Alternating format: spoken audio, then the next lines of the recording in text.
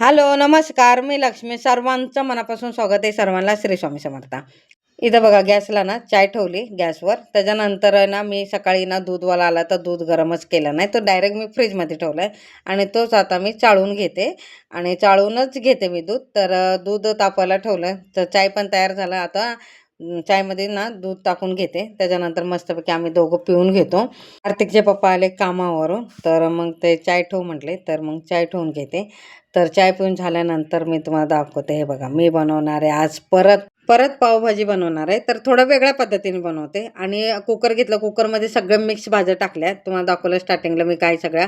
आणि त्याच्यानंतर मग त्याच्यात बटर टाकलं अर्धा. त्याच्यानंतर हळद आणि मीठ टाकून हे पाणी टाकून शिजवून घेते. हे बघा, वेगळा तेव्हा मी वेगळ्या पद्धतीने बनवले आणि आता वेगळ्या पद्धतीने बनवते. लागलाच ना इडलीचं बॅटर पण भिजून घेते. हे बघा, इडलीचं बॅटर आहे ना आठवडाभर फ्रीजमध्ये आरामात राहते. त्याच्यामुळे चला आता कधी पण भिजवलं आणि कधी पण वाटून ना फ्रीजमध्ये ठेवला तर आठवडाभर राहतो. आठवडाभरात ठेवायचं. आठवड्याभरानंतर पहिले त्याच्यानंतर संपवायचं नाही तर खराब होईल. ते इडलीचं बॅटर भिजून झालं तर कार्तिकचे पप्पा बोलले की शेंगाचे शेंगे आहेत फ्रीजमध्ये, ते काय खराब होणार, त्यापेक्षा त्याची भाजी बनव. मग नंतर त्याला मस्त की कापून घेते. हे बघा, बारीक कट करून. मी ना जसं मोठं शेंग कापत नाही, बारीक कट करते मीडियम साईजमध्ये असं. तर ते शिजून म्हणजे कट करून घेते. त्याच्यानंतर 2-3 पाण्याने स्वच्छ धुवून घेते आणि शिजवायला ठेवते. हे बघा, पाणीला उकळी आल्यानंतर शेंग टाकले, त्याच्यात हळद आणि मीठ टाकून ना शिजवून घेते चांगलं. आणि त्याच्यानंतर शिजले आणि बाजूला काढून घेते. आणि त्याचा ना मसाला बनवून घेते. लोखंड पॅनमध्ये ना खोबरं, आलं, लसूण हे चांगलं भाजून घेते. आणि मी हे ना पॅन आहे ना मेन म्हणजे भाजण्यासाठी ठेवले. त्याच्यात भाजी वगैरे काय बनवत नाही, फक्त भाजायचं काम करते. आणि तो थंड झाल्यानंतर मिक्सरच्या भांड्यातून काढून घेते. आणि कढई ठेवली. कढईत तेल टाकलं असं भरपूर असं. त्याच्यानंतर राई, जिरा टाकून घेते. आता शेंगे म्हटलं राई, जिरा तर लागणार आणि कढीपत्ता पण लागणार.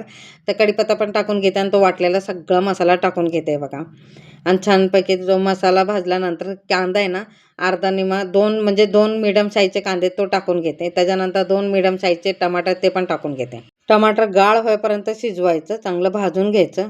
त्याच्यानंतर इथं बघा चांगलं गाळ व्हायसाठी थोडं चिमूटभर मीठ टाकलं, कारण की शिजवताना शेंगमध्ये ना मीठ टाकलं म्हणून ह्याच्यात कमी टाकायचं. त्याच्यानंतर शिजल्यानंतर मग हळद, गरम मसाला, गोडा मसाला, धन पावडर, लाल तिखट, काश्मीरी लाल तिखट, किचन किंग मसाला आणि कांदा लसूण एवढं सगळा मसाला टाकला. चांगलं भाजून घ्यायचं.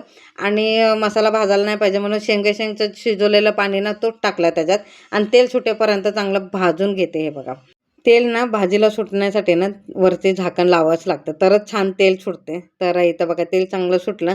त्याच्यानंतर शेंग टाकून घेते. आणि मला जास्त पातळ नाही पाहिजे आणि जास्त घट्ट पण नाही पाहिजे, लपलपीत पाहिजे म्हणजे तेवढंच पाणी टाकून घेते. तुम्हाला तुमच्या आवडीनुसार तुम्ही टाकू शकता त्याच्यात. आणि त्याच्यानंतर पाणी टाकलं. कढई आहे ना छोट्या गॅसवर ना शिजवायला ठेवते, म्हणजे ते आरामात कमी गॅसवर चांगलं शिजेल.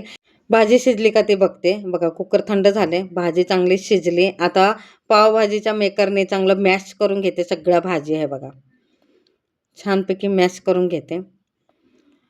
आणि त्याच्यानंतर ना एक कढई ठेवते. कढईत तेल टाकले. हे बघा, भरपूर असं. आणि त्याच्यानंतर बटर टाकून घेते. बटर शिजल्यानंतर जिरं टाकून घेते. आलं लसूण पेस्ट टाकून घेते. आज म्हणून तुम्हाला सांगितलं वेगळ्या पद्धतीने करते म्हणजे. आणि कांदा भरपूर असा कांदा टाकून घेतलं आणि भरपूर असं टमाटर पण टाकून घेते. हे बघा,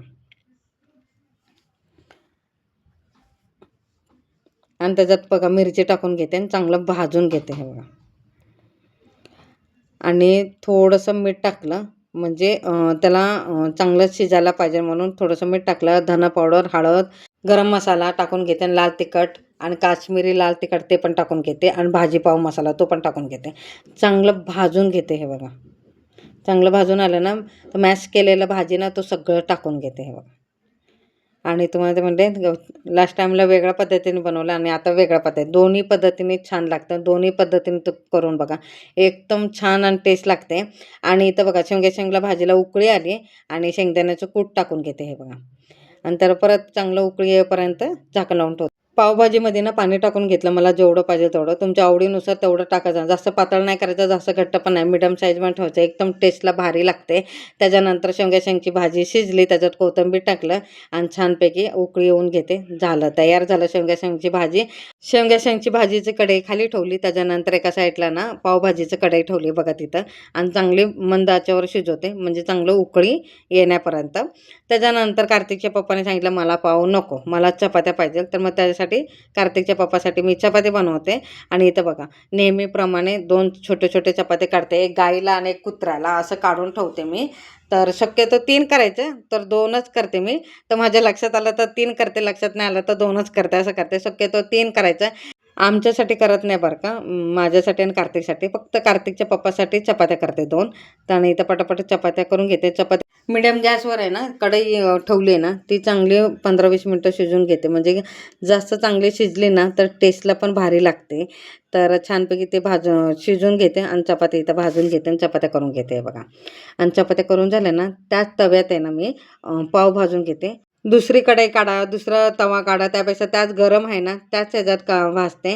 लास्ट टाईमला नॉनस्टिकची कढई होती ना, त्याच्यात सॉसपॅन होता ना, त्याच्यात मी पाव भाजलेला.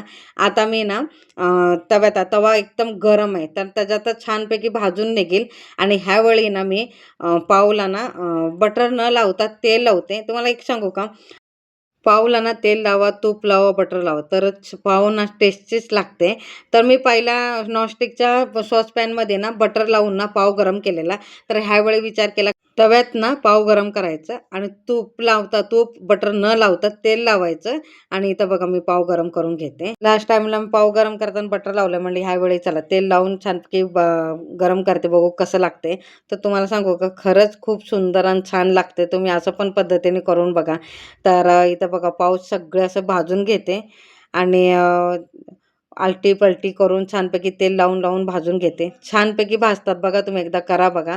मी जवळून पण दाखवते बघा. तवा पहिल्या स्टार्टिंगला फास्ट केला ना, नंतर मग पाव ठेवला ना, तर गॅस मिडियम ठेवून ना पाव भाजून घ्यायचं. हे बघा सगळे पाव भाजून घेते आणि पावभाजी पण तयार झाली. आणि इथं बघा कोथिंबीर टाकून मस्तपैकी गार्निश करून घेते. आणि इथं बघा एका प्लेटमध्ये काढून घेते. हे बघा आणि बटर टाकून घेते, चीज टाकून घेते, कांदा, लिंबू, पाव ठेवून घेते आणि कोथिंबीर गार्निश करते वरतून. व्हिडिओ आवडला असेल तर लाईक, शेअर, सबस्क्राईब करा. सगळ्यांना श्री स्वामी समर्थ.